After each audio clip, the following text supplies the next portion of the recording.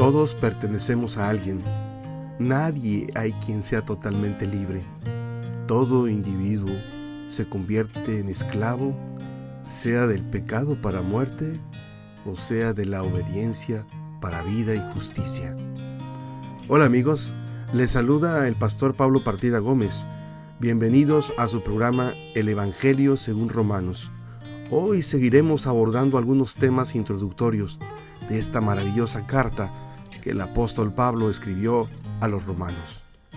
Como mencioné anteriormente, esta carta es una especie de manifiesto cristiano, una especie de ensayo. Desde luego que también es una carta cuyo contenido lo determinan las situaciones particulares en las que se encontraba en ese momento tanto el apóstol como los creyentes romanos del primer siglo. Sin embargo, aún así, permanece como una especie de ensayo imperecedero, como una proclama sobre la libertad que tenemos a través de Jesucristo. Es la carta a los romanos la declaración más plena, más sencilla y más grandiosa acerca del Evangelio en todo el Nuevo Testamento. Su mensaje no es que el hombre nació libre y en todas partes se encuentra en cadenas, como afirmó el gran educador y filósofo Rousseau al comienzo de su libro El Contrato Social. Pablo más bien declara que los seres humanos nacen en pecado y están sujetos a esclavitud, pero que Jesucristo vino para hacernos libres.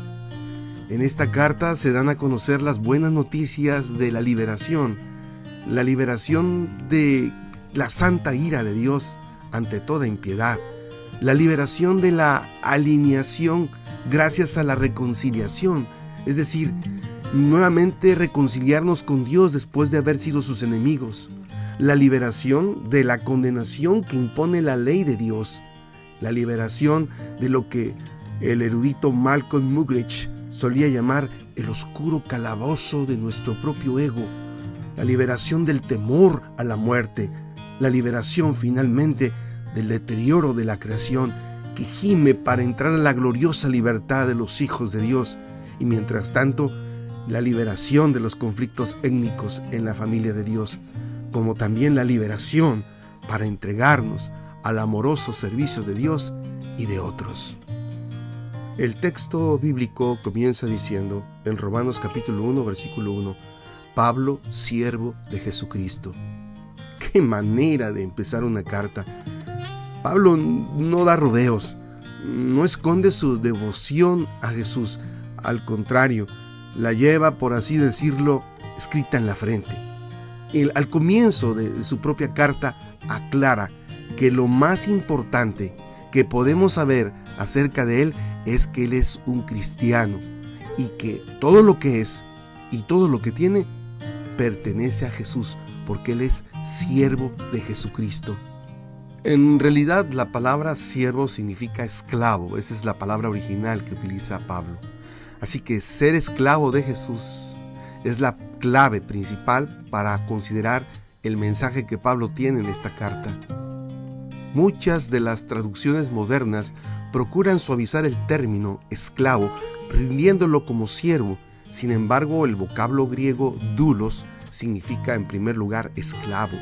Pablo nos informa que no es un empleado que trabaja para Cristo a cambio de cierta remuneración, sino que es un esclavo que le pertenece todo totalmente a Jesús.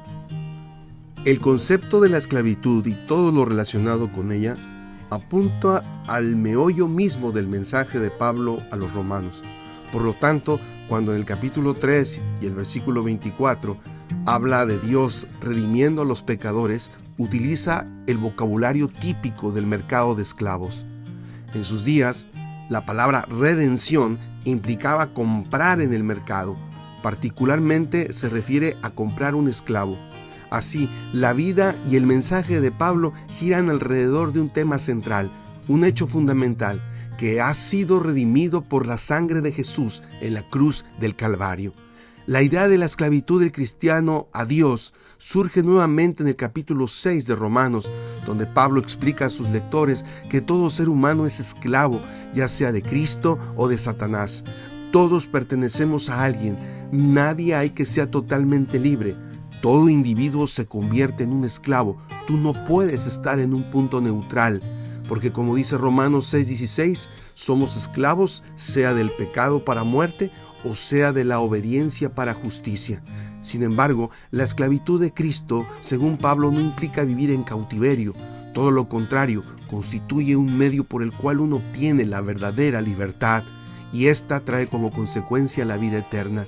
De ahí que la esclavitud de lo que Pablo habla no es más que buenas noticias, de verdad, buenas noticias. Ahora yo te pregunto a ti, ¿qué en cuanto a nosotros? ¿Qué es lo que te gustaría que la gente supiera acerca de ti o de mí? ¿Mis logros? ¿Mis trofeos? ¿Mi buena apariencia? ¿Mis posesiones? ¿Mi fama? ¿Mi prestigio? ¿Mi poder? ¿Mi cristianismo?